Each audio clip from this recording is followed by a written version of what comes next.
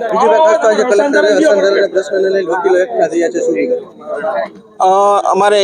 અમારે રાજકોટ રેવન્યુ બાર એસોસિએશનમાં અમારા ઘણા એડવોકેટ મિત્રોને પ્રશ્ન હતા કે અસાંધારાની અંદર અત્યારે કોઈ પણ અરજીઓ કરવામાં આવશે એ અરજીઓ પેન્ડિંગ રહેશે અને એનો નિકાલ થતો નથી અને વારંવાર ત્યાં ધક્કા ખવડાવવામાં આવશે.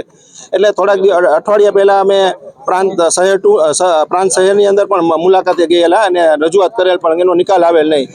એટલે આજરોજ અમે કલેક્ટર પાસે અપેક્ષા રાખીને અહીંયા રજૂઆત કરવા આવ્યા છીએ. પ્રશ્ન એવો છે કે 2021ની અંદર અસાંધારાની અમલવારી કરવામાં આવેલ અને ત્યારબાદ ઉત્તરોત્તર એની અંદર બીજી સોસાયટીઓ survey number city survey number ઉમેરવામાં આવેલ અને 2026ની અંદર રિન્યુઅલ થયેલ અસાંધારાનું. તો રિન્યુઅલ વખતે જે 2021 પછીના જે સર્વે નંબર ઉમેરાયેલા હતા તે 2026માં રિન્યુઅલમાં ઉમેરાયેલા નથી.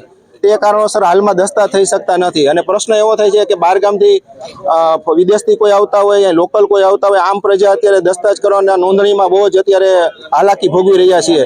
પેમેન્ટ થઈ ગયેલા હોય, સોદા થઈ ગયેલા હોય, લોન લેવાની હોય એવા પ્રશ્નોની અત્યારે લગભગ 200 થી 300 અરજીઓ પેન્ડિંગ છે અને વારંવાર રજૂઆત કરવા છતાં નિકાલ થતો ન હોય આજ રોજ આમ સૌ વકીલ મિત્રો અમે રજૂઆત કરવા આવી રહ્યા છીએ.